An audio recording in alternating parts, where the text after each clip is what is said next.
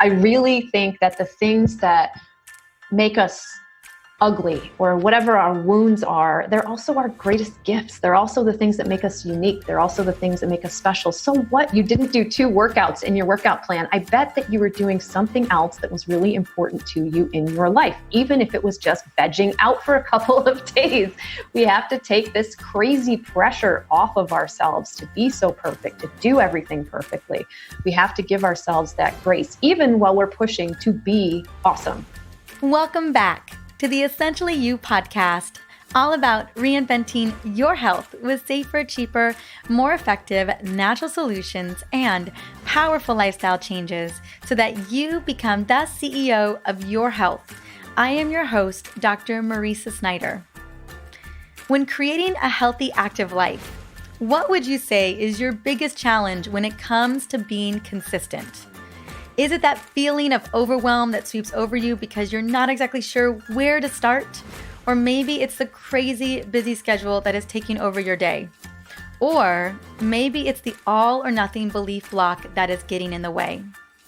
Now, I remember when I was in my 20s, I had a very all or nothing mentality around my workouts. And if I wasn't able to do the workout that I wanted or make the class that I had been wanting to attend that day, I would simply skip the day altogether, not realizing that I could do something, like run a couple flights of stairs or do squats while watching TV, or even park further away from the store when I was running my errands. Today, I am bringing on one of my dear friends, and she is such an inspiration to millions of people and has helped many with their health goals through her inspiration and self-love. My dear friend is Bree Argetsinger, and she's also known as the Betty Rocker. And she believes that we often block ourselves from consistency by thinking we have to have this all or nothing approach when it comes to reaching our goals, when the real secret to consistency is truly to do something, to have that all or something approach. Now, it's this type of mindset that Bree brings to her fitness and nutrition programs, and it's powerful.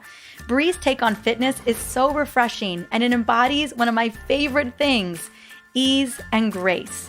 Now, before I bring on the Betty Rocker, I just want to take a moment and I want to celebrate you. One particular healing rock star that I am excited to celebrate today is Adrienne. And she shared her win on Instagram just a couple days ago. Here is what Adrienne had to say. I have listened to all of your hormone episodes over and over, not only because I needed help myself, but also I have so many friends struggling with their hormones too, even if they don't know it. The most impactful episode was the one that was devoted to food as a way to balance your hormones, along with addressing nutrient issues. I haven't always been great about food, and that episode really opened my eyes to which foods I needed to focus on. I also started to add some supplements like magnesium and vitamin D and zinc, and my energy has been so much better. Thank you. Well, Adrienne, thank you so much, not only for sharing how much you loved garnering the information from these episodes, but also that you have made some powerful strides to really get your energy back on track. I know that place of burnout, and it feels so good to finally feel like you've got your energy again. Now, I would love to gift you a signed copy of my book, The Essential Oils Hormone Solution. Now, part 3, Adrienne, is the part I really want you to focus on. It's got the 14-day hormone meal plan with hormone-loving foods, recipes, I mean, you name it. It is literally exactly what you're looking for. And all you gotta do is just reach out to me on Facebook or Instagram, get me your address, and we will get a signed copy in the mail to you. Now, if you are listening, number 1, welcome to this episode.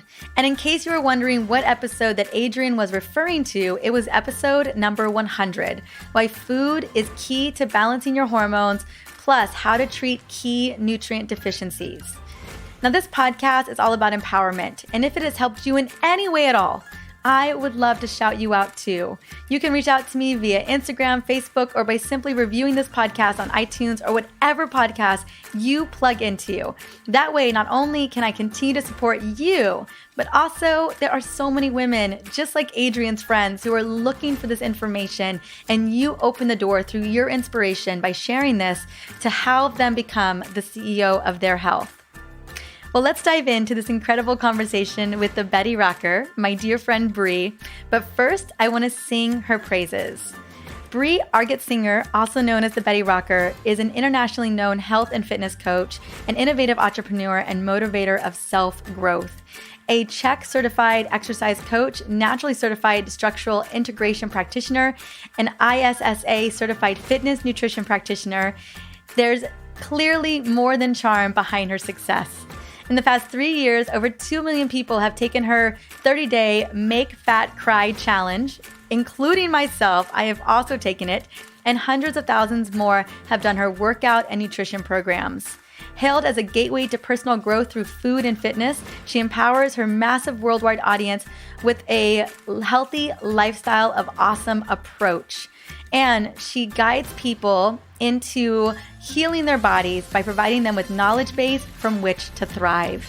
Let's welcome Bree to the show.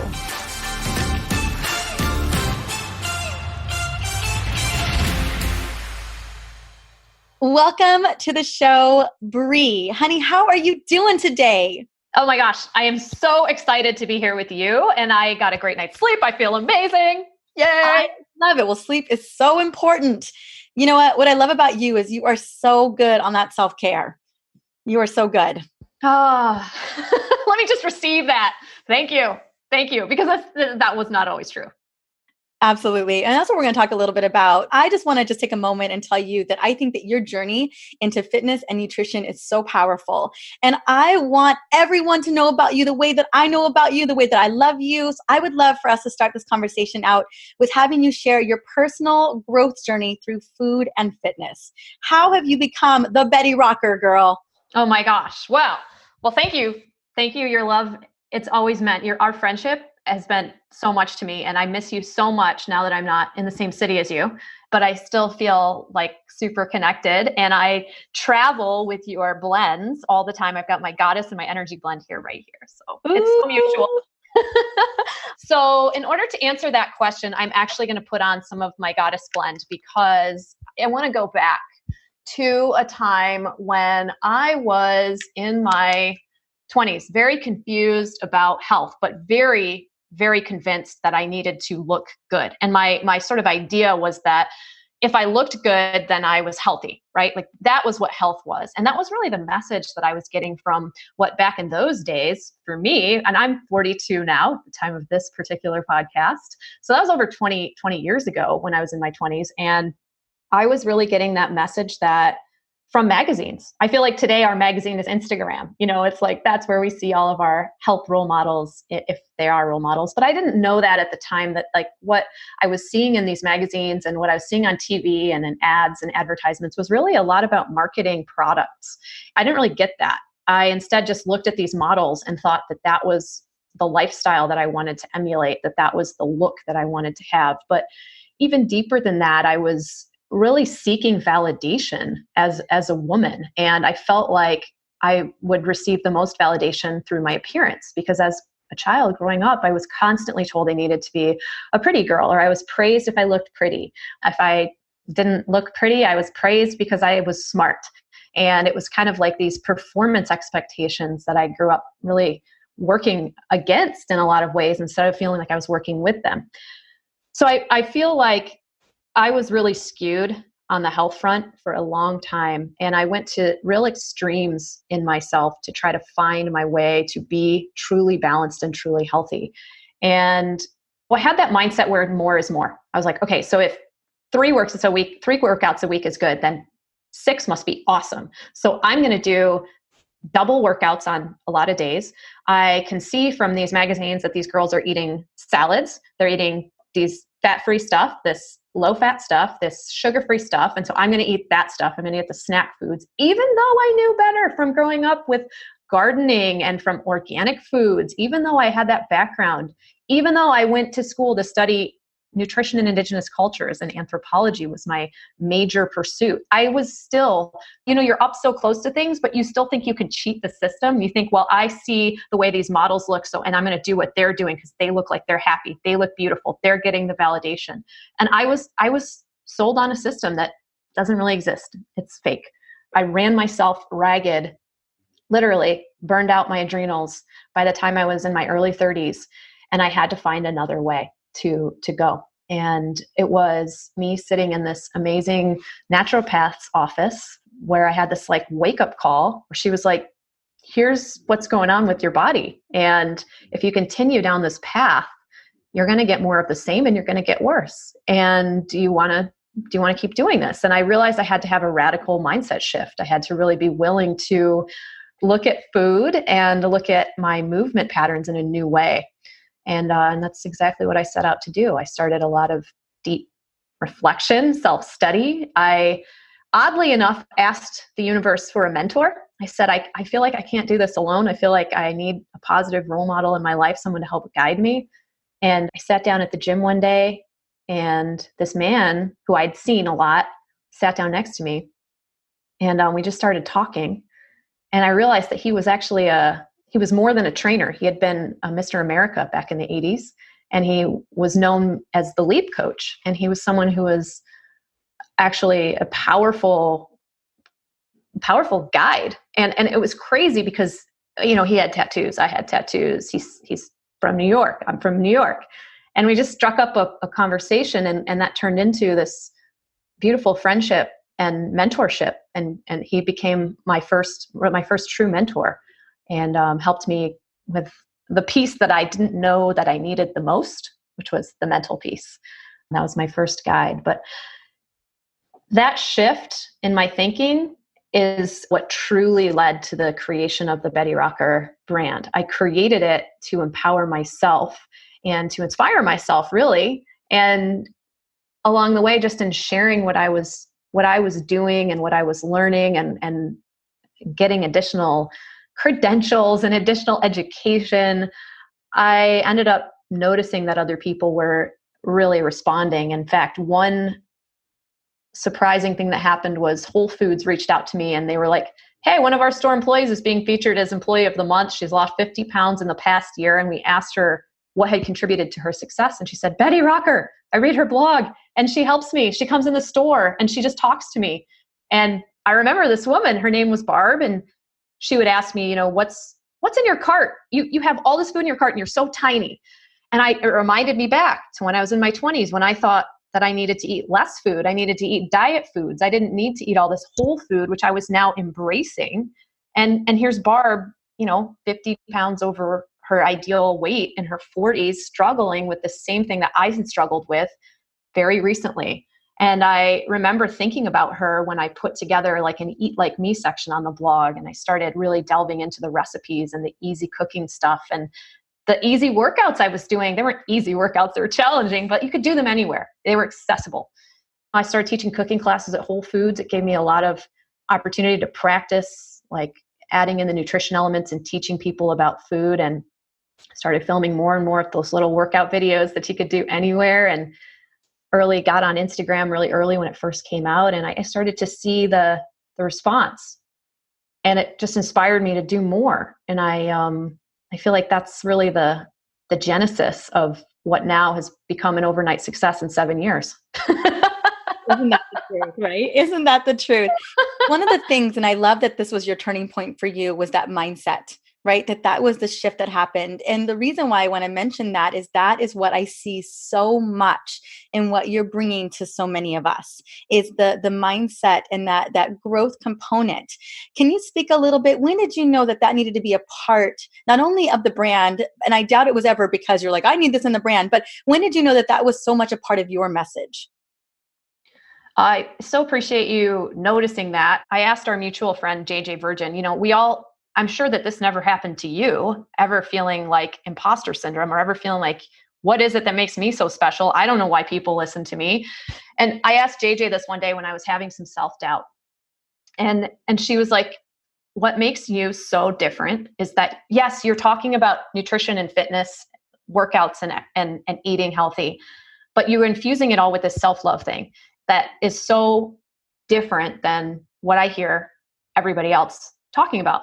And so I didn't really identify it as a separate thing, because to me, the reason that we want to do these things is like what made the shift for me. So when I really got clear on that, I started to understand that is the mindset piece. It's about why you choose to work out, why you choose to eat specific foods. Because when you start to think about your body as your friend and about all of these amazing cells in your body, all of them are dedicated to the purpose of you every single day, you start to just recognize your own responsibility and loving and caring for this amazing body that you have, and your opportunity every single day to do things to nurture it, to nourish it, to support it, to listen to it. Everything that you put into your mouth, every movement that you make, every thought that you have, these are all communications in a sense to your body. I mean, your body, it has this complex ecosystem inside of it, and your brain and your heart and your gut, they're all talking to each other all the time. And there are all these layers of beautiful spirals that are happening at all times with how our body is responding to our choices of what we put in it, what we move, how we move with it, and how we think.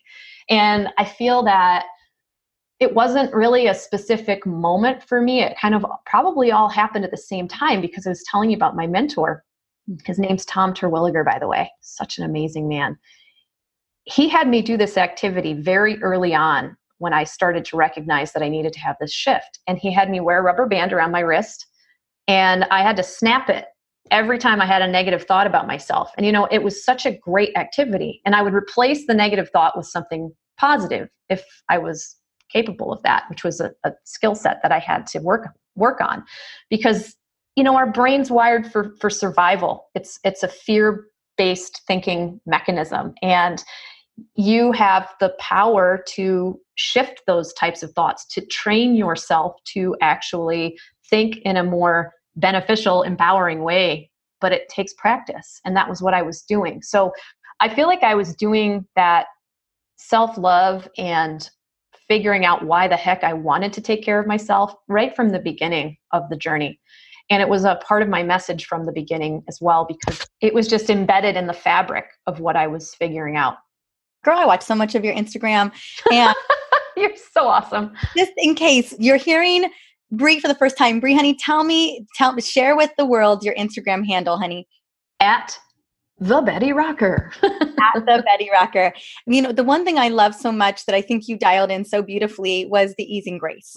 You can do these exercises anywhere, on vacation, in a hotel room, at the house, whether you got 4 kids in the house or you got furry babies in the house, and you make the food so beautiful and so easy. But like I said, that infusion of the mindset and of the growth and of the self-care is such a big part of it, that it just all goes together so beautifully. I just wanted to just take a moment and honor you there. I totally understand why millions and millions of people have been transformed by you, because it's that first little step that you make so easy for us. Oh, thank you for that. And I want to come back to 2 words you used when you first brought this up, which were ease and grace. I thank you for those words. They're such beautiful, empowering words. Our good friend, Dr. Joy Martina, she teaches a lot about joy, grace, and ease. And those are 3 words that have a lot of meaning to me. When I think about grace, it's a lot to do with the grace we need to give ourselves, because I feel like so often, especially as women, I think back to that 20-something-year-old girl that I was, who just hated herself, hated her body. I was never happy with how I looked. And I get emotional just thinking about her and about loving her, because I didn't give myself much grace. I didn't even know how, and I didn't even know that it was possible to do that. But a big concept that I started to really bring into my own practice was this concept of flawsome, which is so fun. We're awesome. You are awesome. If you're listening, you are awesome. And I'm awesome. And I know it now.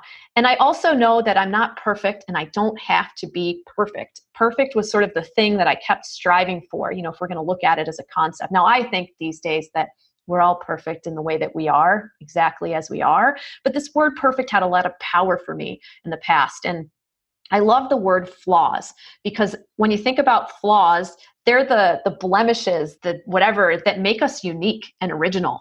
And I like this concept of flawed plus awesome means flawsome, because it gave me grace in order to just be who I am in the moment with all of my unique whatever. If I am teaching a workout class, and if you've ever come to even any of my blog workouts or my home workouts in my group, you'll hear me make mistakes, step out of step, count wrong, say left when I meant to say right sometimes. And I own it. I don't feel the need to put a pressure on myself to be so perfect all the time, to say exactly the right time, thing every time. I know that when I'm present, to what I'm doing, people feel my heart. They don't have to hear the perfect words to really get what I'm saying. But flawsome goes deeper than that when it comes to giving ourselves grace. Do you know Renee Aria? Mm-hmm. She did a talk. I remember this really impactful talk that she did one time called Flip Your Flaws. And Renee, she was a former model who developed a tumor in her brain that affected her facial nerve, and half of her face became paralyzed. And so her modeling career was over in essence. And she found this beautiful way she worked constantly to redevelop her facial nerve. She's done some amazing work, but what she really did that was so profound was finding this way to flip her flaws to be such a positive, empowering part of who she is as a person.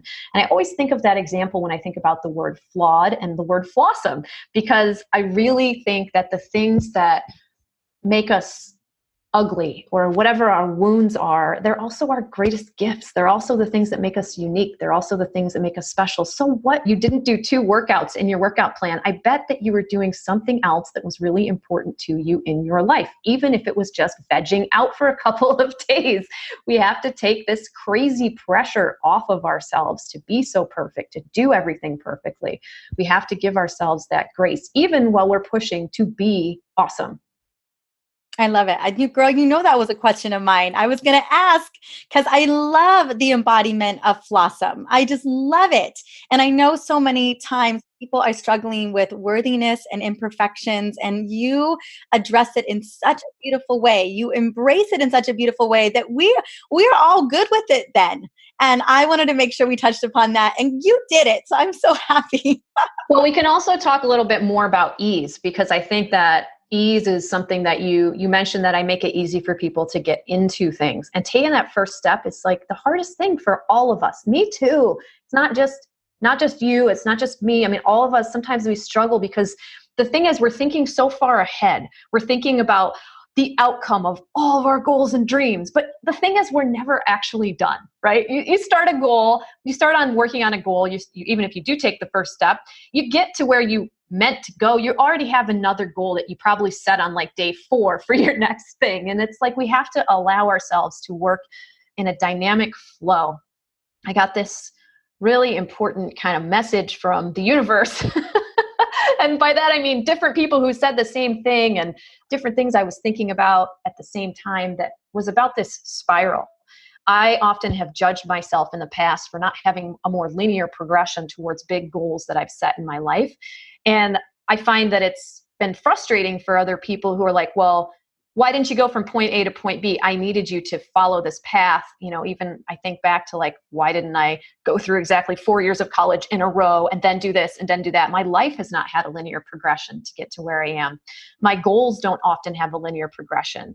I actually think I work better in a spiral where I'm coming up close to the goal, and then I'm looking at the far away point of the goal. I'm looking at all of the different things that I want to touch towards working on maybe multiple goals at the same time. And that mindset of the spiral of my life and all of the beautiful pieces that make it up has really given me a lot of freedom, has really allowed me space to feel flawsome, to feel awesome, and to have a lot of energy to move through the different things that I'm called to do. So I think there's a lot about trusting yourself and trusting the process, and the ease with which you are, if you're really in resistance to something, there is not ease. It's like the opposite of ease, right? But I feel like resistance is a great teacher. It's a great teacher for all of us. There's often something that we should take a deeper look at in ourselves. Like, where is this resistance actually coming from? What is it actually about? And I think that's hard to do sometimes because we don't always want to have that bigger conversation with ourselves. So a great way to start out, if you are feeling resistance, is to just tune into your own body. What do you feel in your body? Are you feeling tension? Are you feeling anxiety? Or is your brow furrowed? Is your stomach tight? Are your shoulders tense? And let your body tell you what the truth is of the moment, of what's happening for you. And think about taking one small step forward towards something that matters to you. We have this kind of like all or nothing approach a lot of the time to like our goals, to our life, to our relationships. And we feel like a failure if we don't do everything all at once. But I really want to challenge you to think more of an all or something approach and give yourself that grace and ease into things with the all or something approach, because you'll get more done and be more consistent when you do something every day instead of feeling like you have to do all the things every day. All the things. Which, come on, all those things, we and particularly women, because Bree, honey, is it mostly women that you get to serve, or is it both men and women? Thank you for asking that what I think is a profound question. I deliver my message. My goal is to reach women, but my ultimate goal is to reach the people in my women's lives, because I feel like what my mission is to inspire and empower my women to become more positive role models for the people around them through their choices. Because you have such a powerful opportunity with your actions to show people around you what you value and what matters to you. And people don't learn, our kids don't learn how to do life from what we tell them. Of course, they learn from some of the things we tell them, but they really learn more from the things we show them with our actions, from the way that we live our lives. Whether you are an actual parent, or you have kids who look up to you, or you have even your parents who look to you for what you're doing in this modern world. If you have people around you, your spouse, everyone's looking to each other, and we're influenced by what everyone around us is doing. That's why it's important to choose the people you get to choose around you as much as possible with care.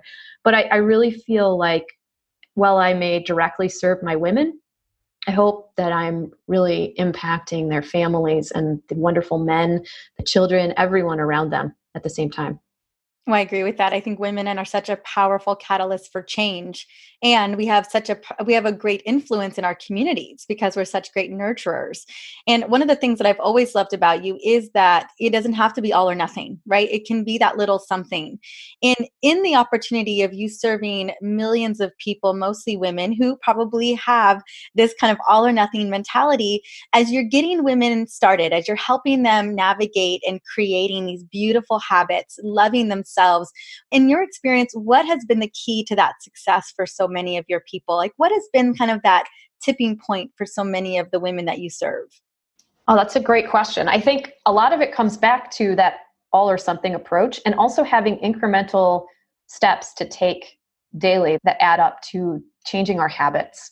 At this point, 2.5 million people have taken my 30-day challenge that's free. Holy moly. I didn't know that until last week. And I was like, oh my gosh, girl, you got that secret sauce. That's why I was curious. Like, I'm so glad I made that for free. That is like a gift to the universe. Everyone's like, what's the catch? It's free. What's the catch? I'm like, oh, would you like to know what the catch is, Marisa? Would you like to know? Yeah. So the catch is that the workout videos that I send you a 15-minute workout video every day. And the catch is that the video is going to expire every 24 hours. So you have to stay on track and do it. And I feel like it's so easy to put off what we mean to do today for tomorrow if we don't have a real reason why not. And so I use deadlines, and I love being your tough coach because, we have to take personal responsibility. We have to do the work of the things that matter to us. And sometimes I find myself a little appalled by messages I get from people who are like, I want to eat healthy, but I just don't feel like cooking. And I'm like, I just want to invite you to think about what you're seeing here. Like you have to nourish yourself. You have to take responsibility for thinking, maybe you don't know what to eat, but there's plenty of information out there now that you can use, and you can start with just some simple recipes, like make a smoothie, put some good nourishment into that smoothie, maybe add some healthy supplements to that, and just start somewhere, right? Start eliminating some of the sugar and some of that stuff. I'm digressing. The thing is, we have to put in the actual time in order to see the results. And this challenge gave people the opportunity to do that in a really fun way daily. It's 15 minutes a day, and it changes every day. Some days you are doing sun salutations and thinking about things you are grateful for, because I can't have you going crazy hard every day. It's something different. But I really feel that is the correct approach. And it's not just about the fact that you're doing, it's only 30 days. I mean, that's not going to do everything for you forever, but it changes your habit and it helps you build in a healthy exercise habit. So whether you go on from that 30-day challenge to do one of my other programs or another program from someone else, you now have a habitual daily ritual of fitness that you've built in. And along the way, I'm talking to you about your power stance and about empowering yourself and about eating healthy and about and just the way that I want to talk to you is a way that invites you to think about yourself in a powerful way. And I think that really does a lot of good and it can really last a long time, that kind of thinking. It's changed me. So I try to put all that in there. And I do that with everything. I feel like you got to build habits. You got to have deadlines for yourself. You got to take personal responsibility. Absolutely agree. Well, and it's amazing to me what I love about the 30-day challenge too. And just 15 minutes. I mean, in the whole scheme of things, I hope to believe that we all have 15 minutes, but I know that in those 30 days, not only are you recognizing what your capacity is, but I feel like you've set it up for us to build in that belief and in that confidence. Once we kind of get into the habit of doing something like that, we start to believe what is entirely possible, because I know when you're serving people, they probably have some health stuff going on. They probably have limiting beliefs that are happening there. And all of that begins to shift in just a very small amount of time. Yes, it's powerful to see that. And as I've sort of looked outside of myself, like when you start thinking about your thinking, I would say that perhaps one of the most important things to do, whatever kind of coach you are, even as a person who is responsible for taking care of other people, is to meet people where they're at.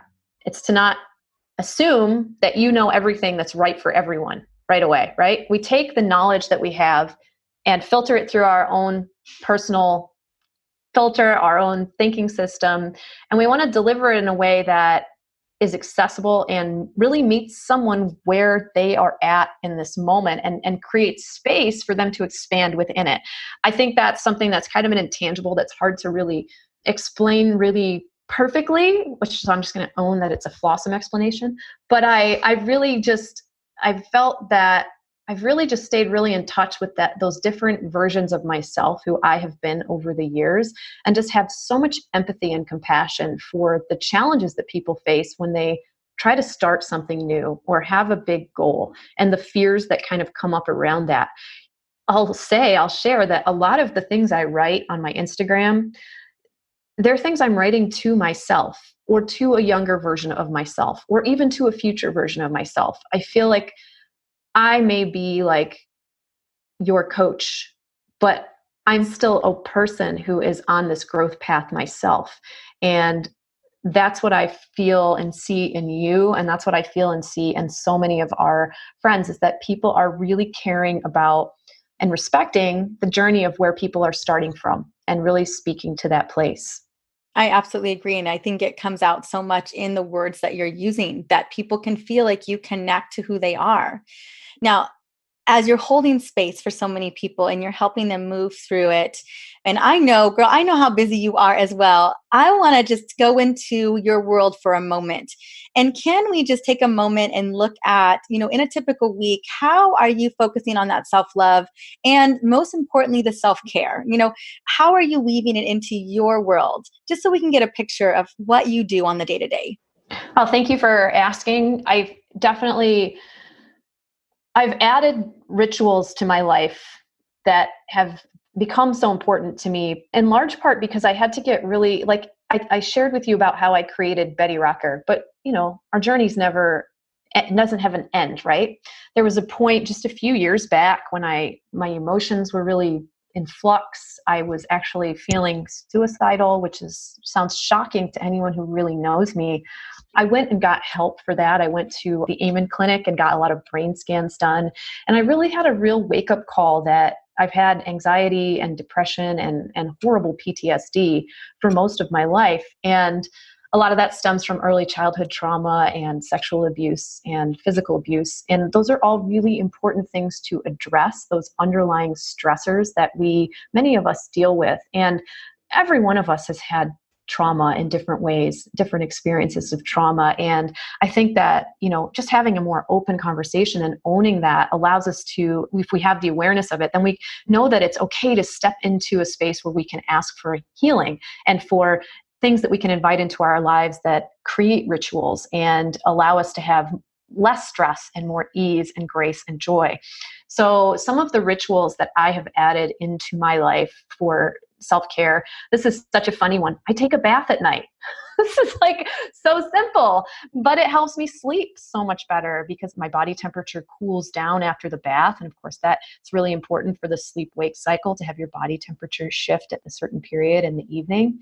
I do dry brushing every morning. I love just like honoring my body that way. And it's great for your lymph drainage. I love dry brushing. I've started a practice of, I don't know if I'm saying this right, gua sha. Are you familiar? It's facial technique where you're scraping your skin. You can scrape your entire body. Gua sha. Someone's going to correct me. I know that some of your listeners probably know what this is, but I have this beautiful like jade gua sha tool, and I use that, and it's so relaxing for my face, and it's cold, and I love that. And I also meditate every morning, thanks to meeting Emily Fletcher a few years ago and her teaching me how to meditate. But some of the most important things I do are things that I rarely get to tell anyone. And one of them is this practice I learned when I went through 40 Years of Zen, which is a neural feedback 5-day retreat that I've done 2 times to really help my brain heal. And it was incredibly effective. The activity is, it's a forgiveness activity, but you call up something that really stressed you out. And I do this every night before I fall asleep, and I find I'm out like this when I do it. So I call up a stressful situation, and just about every day there's something. And if there isn't something from today, I think back to something that maybe I haven't fully addressed already that's maybe still bothering me. And I think about that stressful event. I bring those emotions to my mind, and I interrupt that with looking for the gold in the situation. Like, what about this could potentially serve me in my life? What about this is potentially beneficial to me in some way, or was beneficial? What did I learn?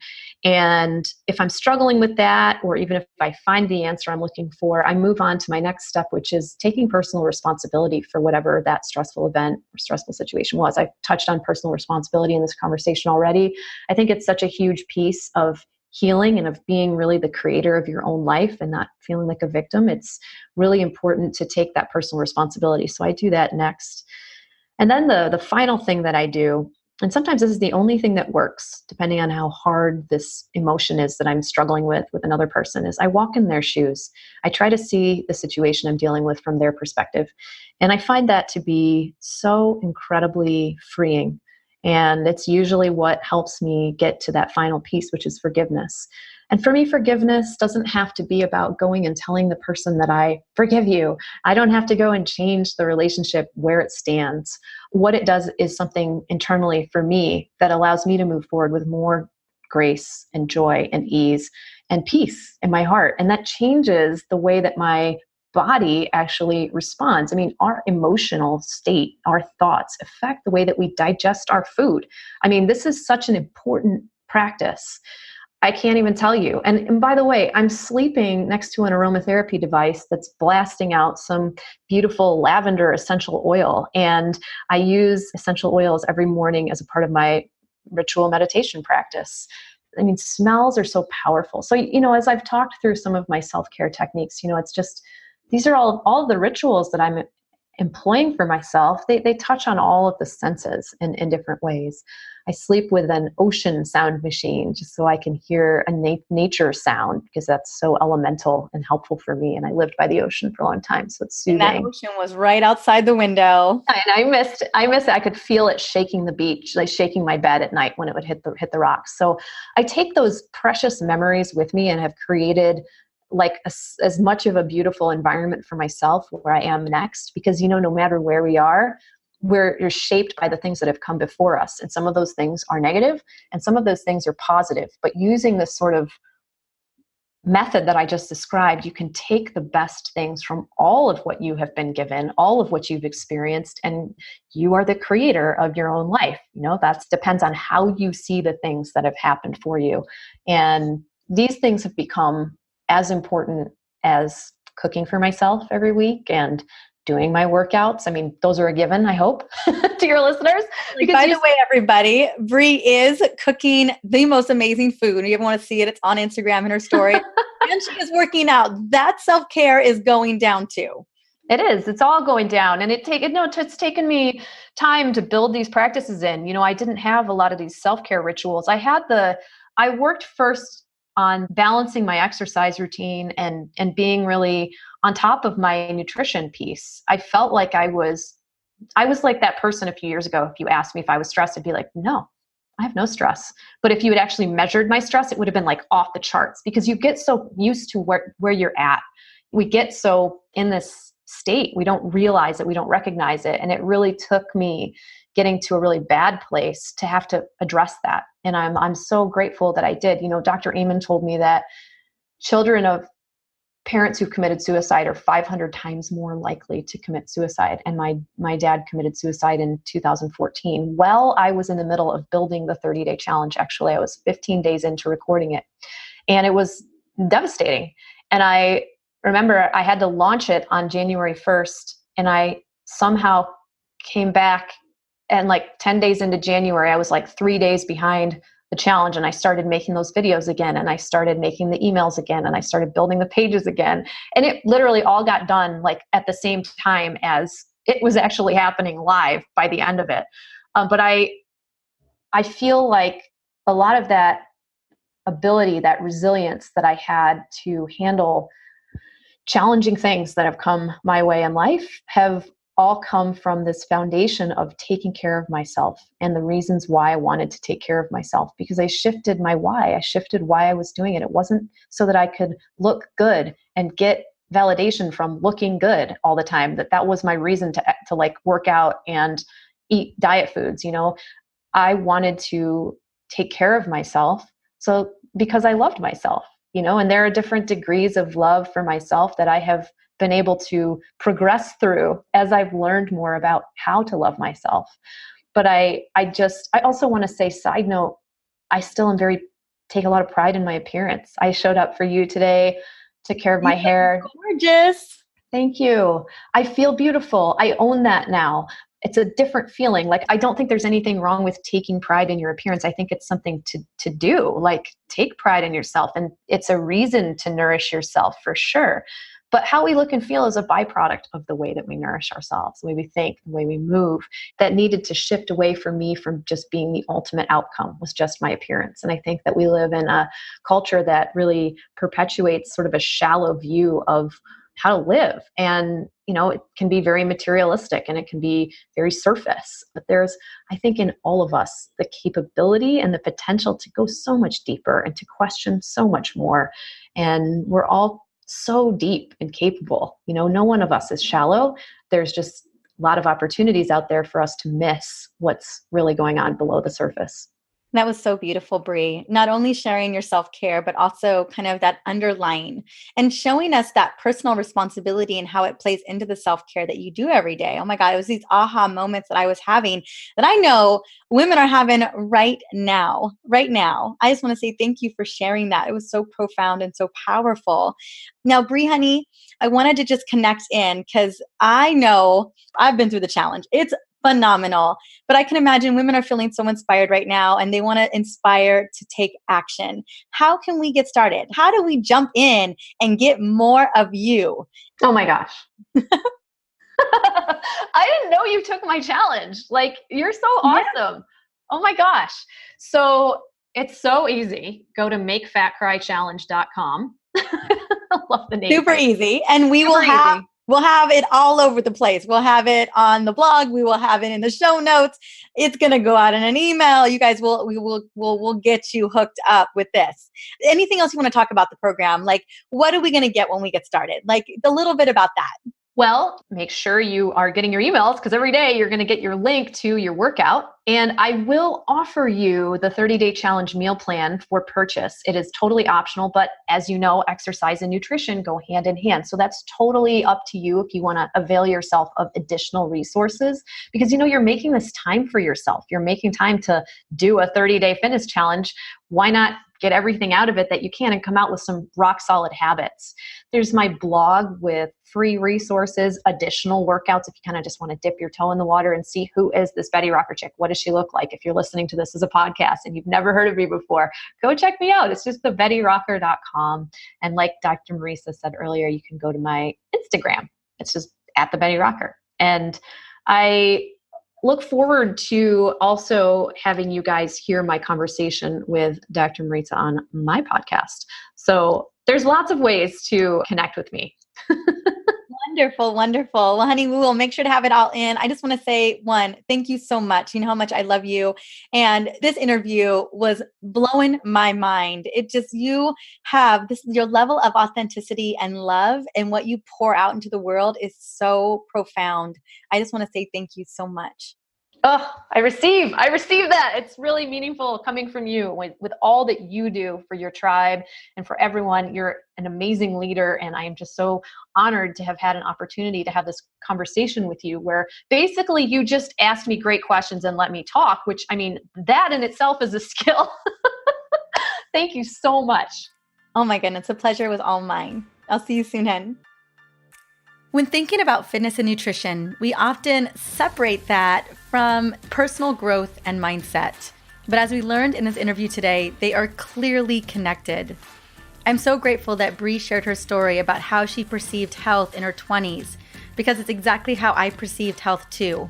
I was very inspired by the shape and self-fitness models, and I ate a very low-fat diet, a lot of foods that were fake, and I worked out like crazy to obtain a body that, although I reached sometimes, ultimately, I felt like crap. I was unhappy with the way that I looked. I was burned out, exhausted, and honestly, I knew that I was unhealthy. Shifting my mindset to loving my body and wanting to be strong and nourished took a little while to create, but my goodness, it feels so good to be in a place where nourishing myself and self-care is number one, and I'm not trying to attain some unrealistic, crazy model look that's being sold to me out of a magazine. Bree's message of self-love that she infuses in her Instagram posts, her programs, and her blogs are what we've all been craving. If you've been looking for a transformation in your movement, I want you to go sign up for Bree's 30-day home workout challenge, the Make Fat Cry Challenge. Let me tell you, I have absolutely done it, completed it, and loved it. And I know that you're going to love it as well. Now, I'm going to have the link in the show notes, but if you want to go straight to it, it's makefatcrychallenge.com. And every day you're going to get an email with a new workout and inspiration. And let me tell you, it's that level of consistency that makes it all work. Now, the links will be in my show notes for episode 124 or on the website at drmarisa.com/podcast. And I just want to say thank you so much for stopping by and listening into the Essentially You podcast. Upcoming in the next episode, we are talking about energy and how to create more of it in your body with my dear friend, Ari Whitten. Ari is the creator of the Energy Blueprint, and his approach to restoring energy is practical, and it's one of the most powerful approaches that I've seen out there. I can't wait for you to hear our conversation. It's pretty fun, the two of us together, and I know you're going to love it as much as I do. Until then, have an amazing week.